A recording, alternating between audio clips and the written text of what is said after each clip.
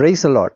ஆண்டவரும் இரட்சகருமாகிய இயேசு கிறிஸ்துவினுடைய விலையேறப்பெற்ற நாமத்தில் உங்கள் ஒவ்வொருவருக்கும் என்னோட அன்பான வாழ்த்துக்கள். கர்த்தருடைய பிள்ளைகளே, இன்றைக்கும் நம்முடைய தியானத்துக்காக நாம் தெரிந்து கொள்ளப்பட்ட வேத பகுதி மத்தேயு நற்செய்தி நூல் 6வது அதிகாரத்திலிருந்து சில காரியங்களை நாம் தியானிக்க போகிறோம். கர்த்தர் மிகவும் நல்லவர், அவர் கிருபை மிகுந்தவராய் இருக்கிறார். கண்களை மூடி ஒரு சிறிய கோரஸை மாத்திரம் நாம் சேர்ந்து பாடுவோம். என்னை நடத்தினார் அவர் நல்லவர், அவர் கிருபை என்றும் உள்ளது. என்னை நடத்தினார் அவர் நல்லவர், அவர் கிருபை என்றும் உள்ளது. பாதுகாத்தாரே அவர் நல்லவர், அவர் கிருபை என்றும் உள்ளது. தேவ கிருபை என்றும் உள்ளது, அவர் கிருபை என்றும் உள்ளது. அவரை போற்றி துதித்து பாடி அல்லேலூயா என்றார் பரிபோம். அவரை போற்றி துதித்து பாடி அல்லேலூயா என்றார் பரிபோம். ஆமென்.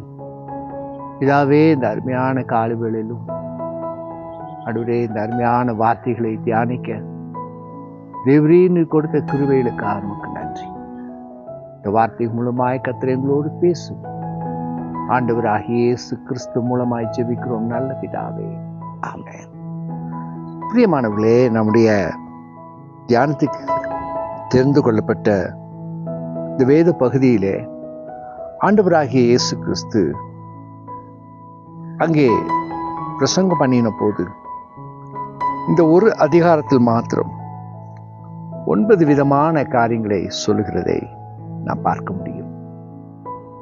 தான தர்மம் செய்கிறவர் எப்படி செய்ய வேண்டும், நாம் எப்படிப்பட்ட ஜெபம் செய்ய வேண்டும், அல்லது எப்படிப்பட்ட ஜெபத்திற்கு பதில் கிடைக்கும், உங்களுக்கும் எனக்கும் மன்னிப்பு எப்பொழுது கிடைக்கும், எப்படிப்பட்ட உபவாசத்தை நீங்களும் நானும் செய்ய வேண்டும், எப்படிப்பட்ட உபவாசத்திற்கு தேவன் பதில் கொடுப்பார் என்றும், உலக பொக்கிஷங்களுடைய வேல்யூ என்னவென்பதை மிக அழகாய் 2 வசனங்களிலே சொல்லியிருக்கிறதை பார்க்கிறோம். நம்முடைய கண்களை குறித்ததான ஒரு பெரிய எச்சரிப்பையும் தேவன் கொடுக்கிறார். மாத்திரமல்ல, ஊழியம் என்பது அல்லது தேவனை பணிந்து கொள்வது என்பது அவருக்கு மாத்திரமே. 2 பேருக்கு ஊழியம் செய்யக்கூடாது, அது தேவனுக்கு பிரியமல்ல என்று அழகாய் சொல்லியிருக்கிறதை பார்க்கிறோம். வீணான கவலைகள் இன்றைக்கு அநேக மக்களுக்கு, தேவையற்ற கவலைகள். உங்களையும் என்னையும் உருவாக்கின தேவன் நம்முடைய தேவைகளெல்லாம் சந்திக்கிறவர் என்பதை பல நேரங்களிலே நம்முடைய சூழ்நிலை நிமித்தம் மறந்து போகிறோம். இவையெல்லாம் சொல்லிட்டு கடைசியில் ஆண்டவர் சொல்றாரு, முதலாவது தேவனுடைய ராஜ்யத்தை நீங்களும் நானும் தேடுனா, அப்பொழுது நம்முடைய எல்லா காரியங்களும் தேவன் பொறுப்பெடுத்துக் கொள்வார் என்று மிக அழகாய் ஆண்டவராகிய இயேசு கிறிஸ்து இங்கே போதிக்கிறதை நாம் பார்க்க முடியும். கர்த்தருடைய பிள்ளைகளே, இதில் விசேஷமாய் ஒரு வசனத்திலிருந்து உங்களோடு நான் பேச விரும்புகிறேன். அதாவது 24வது வசனம்.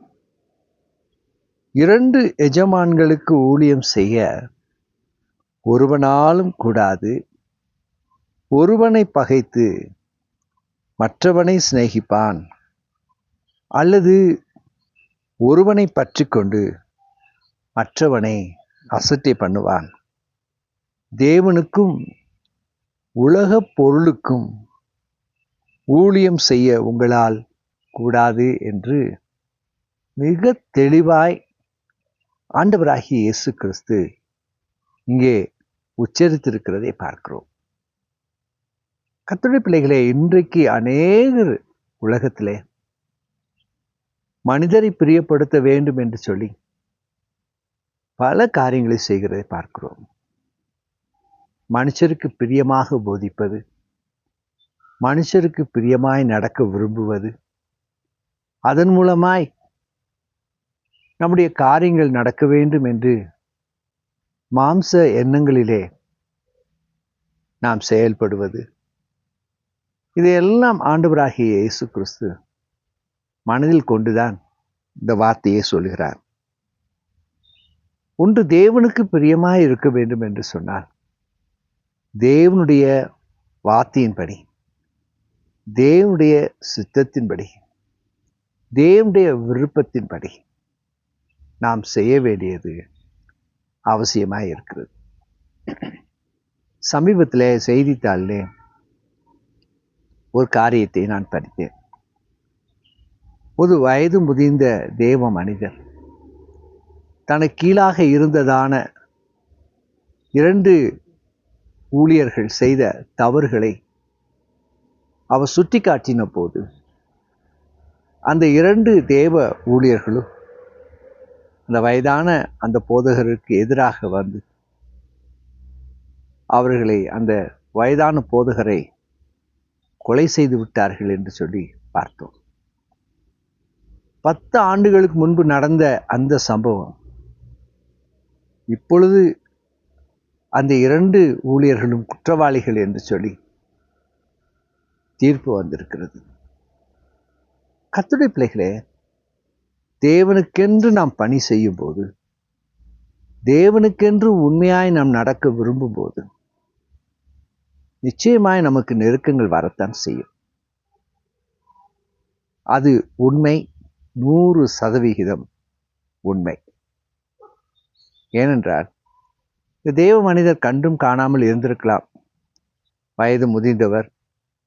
ஆனால் பாருங்கள், தேவனுடைய ஊழியத்தை செய்யும்போது பரிசுத்தம் தேவை. தேவனுக்கென்று பிரியமாய் நடக்க வேண்டும் என்று அவர் மனதிலே நிச்சயித்து அவரை எச்சரித்து சொன்னார்.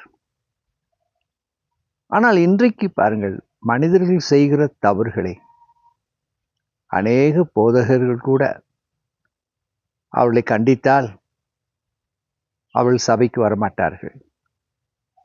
அவளை நாம் ஏதாகிலும் சொல்லிவிட்டால், கண்டிப்பான போதகத்தை செய்தால் நம் சபைக்கு மக்கள் வரமாட்டார்கள் என்று மனிதர்களை பிரியப்படுத்துகிற செய்திகளை நாம் கேட்கிறோம்.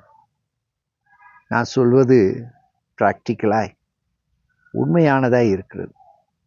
பெரிய தேவ மனிதர்கள் கூட அப்படித்தான் நடக்கிறார்கள். கர்த்தருடைய பிள்ளைகளே, இங்கே வேதம் என்ன சொல்லுது? தேவனுக்கென்று ஊழியம் செய்யும் போது அவருடைய சித்தம், அவருடைய எண்ணங்கள் எல்லாவற்றையும் வெளிப்படுத்த வேண்டும் என்பதுதான். மோசே ஒரு தேவ மனிதன் தான். இஸ்ரேல் ஜனங்களை, லட்சக்கணக்கான பேரை மோசேயை முன்குறித்து அவர்களை வழிநடத்தும்படியாக செய்த அழைத்த தேவன் தான். ஆனால் பாருங்கள், கண்மலைக்கு முன்பாக நீ போய் பேசு என்ற போது மோசே அந்த கண்மலையை அடித்தான். அற்புதம் நடந்தது தான். ஆனால் பாருங்கள், தேவ மனிதனாகிய மோசேக்கோ ஒரு பெரிய தண்டனை. அவன் தெரிந்து கொள்ளப்பட்ட அந்த தெரிந்து கொள்ளுதல், அழைக்கப்பட்டதான நோக்கம் எல்லாவற்றையும் மோசே இழந்து போகிறதை பார்க்கிறோம். கர்த்தருடைய பிள்ளைகளே, மனிதனுக்கென்று அல்ல, தேவனை நாம் பிரியப்படுத்துவர்களாய் மாற வேண்டும். எச்சரிக்க வேண்டிய நேரத்தில் எச்சரிப்பை கட்டாயமாக நாம் கொடுத்துதான் ஆக வேண்டும். எச்சரிக்க வேண்டிய நேரத்தில் எச்சரிக்காவிட்டால் அந்த பங்கை தேவன் நம்மிடத்தில் கேட்பார். கர்த்தருடைய பிள்ளைகளே, இன்றைக்கு இந்த ஒரே வசனம்தான் 2 எஜமான்களுக்கு ஊழியம் செய்ய முடியாது. ஒன்று, நாம் அனலாய் இருக்க வேண்டும் அல்லது குளிராய் இருக்க வேண்டும். இரண்டுக்கும் நடுவிலே பொதுவாக நான் இருப்பேன் என்று சொன்னார், தேவன் உங்களையும் என்னையும் வாந்தி பண்ணி போடத்தான் செய்வார். ஹல்லேலூயா. ஒருவேளை இது கடினமாய் இருக்கலாம். ஐயோ, என்னுடைய மேல் அதிகாரியை நான் பிரியப்படுத்தாவிட்டால் என்னுடைய ப்ரமோஷன் கிடைக்காது. மேல் அதிகாரியை நான் பிரியப்படுத்தாமல் அவருக்கு பிரியமாய் நடக்காவிட்டால் அது என்னுடைய வேலைக்கு பாதிப்பு வரும். இதெல்லாம் நம்முடைய மனித சிந்தைகள். கர்த்தருடைய பிள்ளைகளே, தானியேலையும் அவன் நண்பர்களையும் பாருங்கள். ராஜாவுக்கு பிரியமாய் இருக்க அவள் இருந்திருந்தால் அவள் எவ்வளோ உலகப்பிரகாரமான மேன்மையை பெற்றிருப்பார்கள். ஆனால் வேதத்தில் அவர்கள் இடம் பெற்றிருக்க மாட்டார்கள். வேதத்தில் அவர்களை குறித்து எழுதியிருக்க மாட்டார்கள். கர்த்தருடைய பிள்ளைகளை, இன்றைக்கு இந்த அருமையான வேளையிலும் தேவன் உங்களோடும் என்னோடும் பேசிக்கொண்டிருக்கிறார். தேவன் எத்தனை நல்லவர், எத்தனை நல்லவர். அவருடைய கிருபைகள் மாறாதவைகள், அவருடைய எண்ணங்கள் மாறாதவைகள், அவருடைய அழைப்பும் கிருபையும் மாறாதது. கர்த்தர் இன்றைக்கும் உங்களுக்குள்ளாக எனக்குள்ளாக கர்த்தர் பேசுவாராக. மீண்டுமாக அந்த வசனத்தை வாசிக்க நான் விரும்புகிறேன். 2 எஜமான்களுக்கு ஊழியம் செய்ய ஒருவனாலும் கூடாது. ஒருவனை பகைத்து மற்றவனை சிநேகிப்பான். உலகத்தை மனிதர்கள் நேசிக்க ஆரம்பித்தால் ஆண்டவரை நிச்சயமாக நாம் பகைக்கத்தான் செய்வோம்.